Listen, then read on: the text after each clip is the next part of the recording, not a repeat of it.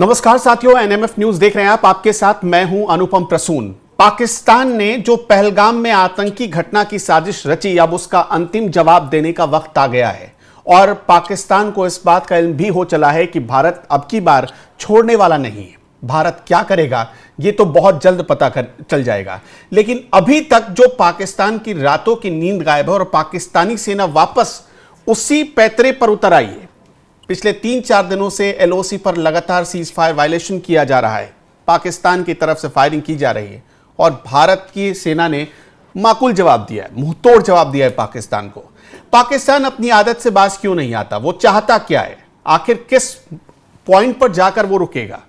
क्या भारत जब तक उसे पूरी दुनिया में अलग थलग नहीं कर देगा या उसके 4 टुकड़े नहीं कर देगा तब तक पाकिस्तान नहीं मानेगा? चाहता क्या है पाकिस्तान?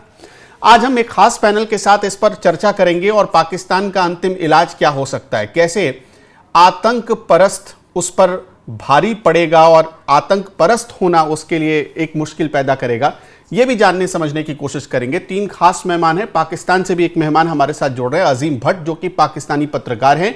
योगेश अग्रवाल जी एडवोकेट हैं, भारत के हैं, और हमारे साथ रोहित कुमार सिंह जो संयोजक हैं युवा चेतना के। आप सभी का बहुत बहुत स्वागत है। चर्चा की शुरुआत अजीम भट्ट आप ही से मैं करना चाहता हूं। आप तो एक पाकिस्तानी नागरिक हैं, आपसे हम कम से कम ये उम्मीद करते हैं कि जो आपके मुल्क ने इन आतंकवादियों को पाल पोस रखा है, उनको खाद पानी जो आपका मुल्क दे रहा है, उस पर कम से कम आप अपने मुल्क की भत्सना करेंगे, आप अपने मुल्क को आईना दिखाने का काम करेंगे। क्या आपको ऐसा लगता है? देखिए, बहुत शुक्रिया आपका, आपने इनवाइट किया।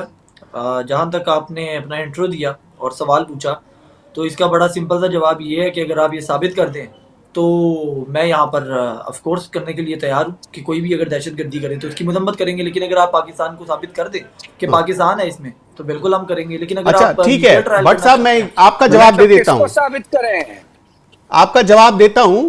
हाफिज सईद का नाम सुना है आपने? जी बिल्कुल, मैंने सुना। कौन है वो? हाफिज सईद लश्कर तैयबा का एक चीफ है और उसकी अपनी मिली मुस्लिम लीग जो है वो एक पॉलिटिकल जमात है। वो क्या है? हाफिज सईद क्या है? दुनिया के लिए क्या है? क्यों उसे अमेरिका जैसे देशों ने भी बैन किया? क्यों उसे भारत ने बैन किया? ओके, ठीक है। तो इस वक्त हाफिज सईद कहां पर है और पाकिस्तान में किस जगह पे है? पाकिस्तान में है। मसूद अजहर कहां है? किस जगह पे? कौन है? ओहो, वो आप बताएंगे ना किस जगह पर है। वो आप बताएंगे ना, वो आप बताएंगे ना। अनुपम भाई, मैं सिंपल सा सवाल पूछ रहा हूँ, हाफिज सईद पाकिस्तान में इस वक्त कहाँ है? वो तो मैं आपसे पूछ रहा हूं ना, कहां है वो आप बताएंगे ना। आप क्यों नहीं सौंप रहे भारत को? मैं बता देता हूँ। जनरल मुनीर के ननिहाल में है। नानी का घर जानते हो अजीम भट्ट? नानी का घर लेकिन मैं तुम्हारे आर्मी चीफ जनरल मुनीर के नानी के घर में है। तो कहाँ रहोगे? किस डिबेट में जाओगे आप? सॉरी अनुपम भाई, अजीम भट्ट आराम से, धैर्य से आप जवाब दीजिए। मसूद अजहर को भी आप जानते होंगे। नहीं, मैं फैक्चुअल डिबेट करने वाला बंदा हूं। अगर ऐसे लोग साथ हैं तो सॉरी, मैं नहीं। ये डिबेट इंटेलेक्चुअल ही है, फैक्ट पे ही हम बात कर रहे हैं। अजीम भट्ट, भारत ने तो पूरा डोजियर सौंपा हुआ है पाकिस्तान को। आपने हाफिज सईद को क्यों नहीं सौंपा? जी ठीक है, देखिए, आप सवाल कर रहे हैं ना, आप इंटेलेक्चुअल सवाल कर रहे हैं, ठीक है, आप चाहे इख्तलाफ कर रहे हैं, मैं आपका जवाब दूंगा। लेकिन जिस तरह की जुबान इस्तेमाल की जा रही है गेस्ट की तरफ से, अगर वो इंटरप्ट करेंगे तो मैं जवाब नहीं दूंगा। आप जिस तरह का मर्जी सवाल पूछे, मैं आपको जवाब। भट्ट साहब, जब आप बोलेंगे तो आपके बीच में कोई नहीं बोलेगा, लेकिन जब कोई दूसरा जवाब देगा तो मैं ये आपसे उम्मीद करता हूं कि आप भी उतना ही धैर्यपूर्वक उसका जवाब सुनेंगे। बिल्कुल, ठीक है। और आप उतने ही धैर्यपूर्वक उसको, आप बाद में आपको मौका मिलेगा तो आप भी जवाब देंगे। ठीक है, बहुत शुक्रिया। अब आ जाते हैं हाफिज सईद के ऊपर। देखिए, हाफिज सईद यकीनन पाकिस्तान में मौजूद है, लेकिन वो पाकिस्तान में इस वक्त जेल में मौजूद है, जिसकी वजह ये है कि पाकिस्तान के अंदर जब मुख्तलिफ प्रूफ नजर आए अदालत को, तो अदालत ने उनको सजा दी और वो इस वक्त अपनी सजा काट रहे हैं। तो ये हमारा एक संजीदा जेस्चर था हिंदुस्तान समेत पूरी दुनिया को कि अगर कोई यहाँ पर मौजूद आप समझते हैं कि वो गलत कारी में मुलविस है और वो कोई गलत काम करता है, तो वो जेल में मौजूद है। हाँ, अलबत्ता भारत का एतराज अपनी जगह मौजूद है कि वो ये समझता है कि जेल में उनको फैसिलिटीज दी जा रही हैं या दीगर चीजें की जा रही हैं। वो सब आपका अपना एक राइट है कि आप उसके ऊपर इख्तिलाफ करें, उसके लिए इंटरनेशनल फोरम मौजूद है। देखिए, बात यह है कि अगर भारत और पाकिस्तान के दरमियान अगर आप बात करेंगे, मैं अगर आपको कह दूं कि फलां शख्स आपका जो है वो मुजरिम है और हमें वापस कर दें, तो ऐसा नहीं होगा। उसके लिए इंटरनेशनल फोरम मौजूद है। मिसाल दे देता हूँ मैं आपको। मिसाल ये है कि 2014 से पहले नरेंद्र मोदी साहब जो आपके प्राइम मिनिस्टर हैं, वो दुनिया भर में और खास तौर पर यूरोपीय यूनियन और यूएसए के अंदर, अमेरिका के अंदर दहशतगर्दी की कार्रवाई की वजह से बैन। आपको गलत जानकारी है अजीम भट्ट, गलत जानकारी है। इसी गलत जानकारी पर पूरा पाकिस्तान ही जी रहा है। ये गलत जानकारी है आपको। देखिए, मैं फैक्ट पे ही बात कर रहा हूं आपसे, गलत जानकारी है। योगेश अग्रवाल, आप एक छोटा सा मेरा जवाब ले लीजिए। मैं सिर्फ ये कहना चाहता हूं कि आप अपने इस जबरदस्त प्लेटफॉर्म पे, मुझे पता है ये बहुत बड़ा प्लेटफॉर्म है, इस पे एक दफा कह दीजिए कि 2014 से पहले नरेंद्र मोदी पे यूएसए जाने पे पाबंदी नहीं थी। कह देना। नहीं थी पाबंदी। जो आप जिसको आप पाबंदी कहते हैं ना, आपके 5 मंत्रियों ने मिलकर प्रेस कॉन्फ्रेंस की और पूरी दुनिया को यह दिखाने की कोशिश की गई, जो आपने फेस बनाने की कोशिश की, वो उस प्रोपेगेंडा को पूरी दुनिया ने समझ लिया था। उसका आपको एक भरपूर जवाब भी मिला होगा। रोहित जी। प्रसून जी, अब अजीम भट्ट को कहिएगा कि बिलबिला के भागेंगे नहीं, क्योंकि इनका जो वजीर आलम है शहबाज शरीफ, वो भी बाप बाप कर रहा है। और इनके हिजरों के सेना का जो प्रमुख है जनरल मुनीर, उसने तो अपने खानदान को चार्टर प्लेन में लाद के नोटों के बोरों के साथ अमेरिका, इंग्लैंड या किसी और देश में कुरियर कर दिया है, क्योंकि इसको मालूम है कि भारत के अंदर भगवान शंकर का त्रिनेत्र खुल चुका है। और जब त्रिनेत्र खुलता है तो तबाही लाता है, तांडव लाता है। पाकिस्तान ने अपने चरित्र, चाल और चेहरे के माफिक फिर से पहलगाम में भोले भाले हिंदुस्तानियों के पीठ में छुरा घोंपने का काम किया है। देश के यशस्वी प्रधानमंत्री, भूमि पुत्र, विश्व स्तर के सबसे सशक्त राजनेता आदरणीय नरेंद्र भाई मोदी जी ने सिर्फ सिंधु जल समझौता को निलंबित किया तो पाकिस्तान में एक तरफ सूखा और एक तरफ बाढ़ का जलजला आ चुका है। पाकिस्तानियों को एक चम्मच पानी मिलने की स्थिति नहीं है। एक तरफ बलूच से लड़ाई लड़ रहा है पाकिस्तान, तो दूसरी ओर अफगानिस्तान की सीमा पर भी स्थिति सामान्य नहीं है। तीसरी ओर बांग्लादेश भी आंख दिखा रहा है। चौथी ओर जीडीपी भी गिर चुका है। पाकिस्तान का पूरा बजट हमको लगता है 5 लाख करोड़ होगा, तो भारत की सिर्फ रक्षा का बजट 7.5 लाख करोड़ होगा। देखिए, इनका कैमरा ठीक नहीं हो पा रहा है, कभी राइट कभी लेफ्ट जा रहे हैं। इनको मालूम है कभी नेक्स्ट हो जाएंगे, इसकी कोई गारंटी नहीं है। बड़े तमीज और तहजीब की बात ये कर रहे थे। लश्कर तोयबा के चीफ को जेल में रख के दामाद की तरह शहबाज शरीफ और जनरल मुनीर उसकी आरती उतार रहे हैं, जिसको भारत को सौंप देना चाहिए ताकि भारत उसको। अरे वो तो बाइक पर घूम रहा है, तो क्या कहेगा ये लोग कुछ है? अभी लोग का अंतिम समय आ गया है तो लोग बिलबिला रहे हैं। ठीक है। योगेश अग्रवाल जी, योगेश अग्रवाल जी, ये पाकिस्तान सुधर क्यों नहीं रहा है? ये सर सुधरेगा नहीं। और जो इन अजीम भट्ट जी ने जो अभी बात रखी है ना, देखिए हम कोर्ट में जाते हैं और जब चोर सामने आता है, चोर कभी नहीं बोलता मैंने चोरी करी है। इनका वही हाल है, ये हर बार ऐसी हरकतें करेंगे। इन्होंने आतंकवाद को अपने देश के अंदर पाला है और ये हर बार इस तरह के दावपेच खेलते हैं कि प्रूफ कर दीजिए। क्या प्रूफ करना है इनको बताइए? जब वहां पर आकर के इस तरह की हरकतें ये करते हैं, हिंदुस्तान के अंदर घुस करके घुसपैठ करते हैं और वहां पर आकर आतंकवाद को इस तरीके से फैलाया जाता है, और सारे सबूत इनको पहले भी दिए जा चुके हैं, उसके बावजूद ये सबूत मांगते हैं। इनको क्या नंगा करके बताना पड़ेगा? देखिए आपके खिलाफ ये सबूत है। अरे कसाब से बड़ा कौन सबूत होगा? मसूद अजहर से बड़ा कौन सबूत होगा? तो क्या करेंगे? अभी ये सबूत मिल जाएंगे, उसके बाद क्या करेंगे? ये जो बोल रहे हैं सबूत दे दीजिए, क्या सबूत चाहिए इनको? इनको सबूत नहीं, जवाब दिया जाएगा अब की बार। अब सबूत बहुत दे दिए इनको, अब की बार जवाब दिया जाएगा और हमारे प्रधानमंत्री जी तैयार है जवाब देने के लिए। इनको वर्ल्ड मैप से ओमिट किया जाएगा, इनको विश्व के मानचित्र से योगेश भाई उठा के फेंक देना है इस बार। ये पाकिस्तानियों की पिटाई जरूरी है, जान लीजिए।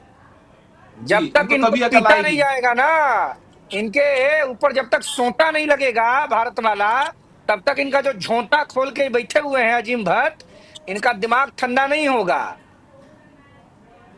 पाकिस्तान तो भारत के घूमते हैं अलग अलग जगह पर जाकर के, अपनी अर्थव्यवस्था को बचाने के लिए कटोरा लेके घूम रहे हैं। अब देखिए इनका क्या हाल होगा। अजीम भट्ट साहब, एक बात बताइए, आप कैसे लड़ेंगे? अगर मान लीजिए आप जो इतना मतलब बार बार आपके मिनिस्टर्स कह रहे हैं, आपके लोग कह रहे हैं कि हम तैयार हैं, हम तैयार हैं। अरे जिसके पास जो मतलब जिसकी अर्थव्यवस्था गिरी पड़ी है औंधे मुंह, जो लोगों से पैसे मांग कर ला रहा है और देश चला रहा है, वो जंग कैसे लड़ सकता है? क्या इस हालत में हैं आप कि जंग लड़ लेंगे? ये वैसा ही मिसाइल छोड़ेंगे जैसा दिखाया गया था, एक रील हुई थी ये ना बोल सर, कहा नहीं ये रहे, वैसा ही भोजन मिसाइल होने अजीम लगा भट्ट सुन रहे हैं आप? अरे भोजन हुआ है अजीम भट्ट? अजीम भट्ट मौन में चले गए हैं अजीम भट्ट। अजीम भट्ट साहब, आवाज आ रही है मेरी आप तक? नहीं, मौन में है, ये मौन तपस्या कर रहे हैं। डर गए हैं, कांप गए हैं अजीम फ्रीज हो गए भट्ट। हैं, वो फ्रीज हो गए हैं। अरे ये उठो तैयार अजीम हो गए, भट्ट, ये तुम्हारा ये कह रहे बिलावल हैं जितनी भुट्टो पिटाई करनी है जरदारी। कर लो, मैं कुछ नहीं बोलूंगा। अरे क्या इनको पीटेगा? इनको तो हमारे देश का एक छोटा बच्चा फूकेगा तो ये सिंधु में चले जाएंगे, झेलम में चले जाएंगे, चिनाब में चले जाएंगे। इनकी क्या औकात है? पाकिस्तान ये हिजड़ों का ऐसे ही देश है जंग योगेश लड़ेंगे, भाई। ये ऐसे ही जंग लड़ेंगे जैसे इन्होंने मिसाइल छोड़ा था ना, एक गुब्बारे वाला मिसाइल, ऐसे इनके हथियार है इनके पास। अजीम भट्ट, आप अजीम सुन भट्ट पा रहे हैं बोलते हमें? क्यों नहीं तो हो? मैं चाहूंगा आप रिस्पॉन्ड करें। अजीम भट्ट साहब मौन में चले गए, मौन। भारतीयों का प्रहार ऐसा लगा कि मौन में चला गया अजीम भट्ट। ऐसे ही शहबाज शरीफ मौन में चला जाएगा, बिलावल भुट्टो मौन में जाएगा, जनरल मुनीर मौन में जाएगा। प्रसून जी, जी। इन लोगों ने जो तमाशा किया है, इन लोगों ने जो माहौल बनाया है विश्व शांति का, सद्भाव का, समन्वय का, इनको संसार माफ नहीं करेगा। पहलगाम में जो घटना घटी है, आप इसको मामूली घटना समझ रहे हैं क्या? इस्लामिक टेररिज्म की पराकाष्ठा दुनिया में चल रही है। धर्म पूछकर, कलमा पढ़ने को बाध्य करके इन लोगों ने नरसंहार किया है। और भारत के भूमि पुत्र यशस्वी प्रधानमंत्री माननीय नरेंद्र भाई मोदी जी के नेतृत्व में पाकिस्तान को ऐसा जवाब मिलेगा कि पाकिस्तान की 77 पीढ़ियां याद रखेंगी भारत के इस जवाब को। क्या योगेश भाई, क्या कहना है आपका? नहीं, पाकिस्तान बचेगा तो याद रखेगा ना, मुझे लगता है आपकी बार हाँ, मैंने वर्ल्ड देखिए- याद रखेगा, ठीक याद कह रहे रखने हैं। के लिए छोड़ेंगे ही नहीं। ठीक यो, कह रहे हैं, योगेश ठीक जी, कह रहे हैं। मैं आपसे एक सवाल पूछना चाहता हूं। ये पाकिस्तानियों को और कितने सबूत चाहिए? इतने सबूत तो दे दिए गए। मसूद अजहर का सबूत दे दिया गया, हाफिज सईद का सबूत दे दिया गया, कसाब तो एक जिंदा सबूत ही था भारत के अरे पास। भाई, लादेन को दुनिया खोज रही थी, अमेरिका के पैसे पर जी रहा है पाकिस्तान। और लादेन कहाँ मिला, याद है ना आपको प्रसून जी? हाँ, कहाँ मिला लादेन, बताइए आप।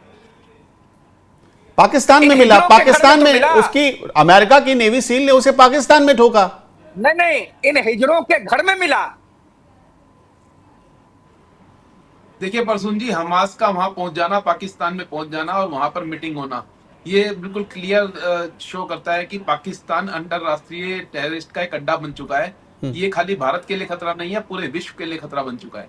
और मुझे लगता है आप सभी देशों को साथ मिलकर के ऐसी जो संस्था जो बनाई गई है जो पाकिस्तान के अंदर, इनफैक्ट पाकिस्तान को इनसे नाबूद कर देना चाहिए, खत्म कर देना चाहिए। सो अब यहाँ पर ऐसी कोई चीज नहीं बचनी चाहिए जिससे फ्यूचर में मानवता को कभी क्वेश्चन उठाने की जरूरत पड़े कि ये क्या हो रहा है जी। चलिए, तो आप दोनों ये ने जो शायद चीजें हो अजीम भट्ट गया साहब कि- की प्रसून इतनी जी- खिंचाई कर दी कि वो चले ही गए। मुझे लगता है कि वो डिबेट छोड़ के चले गए। प्रसून जी नहीं, छोड़ के नहीं गए, हमको लगता है मौन हो गई। चले गए नहीं ना।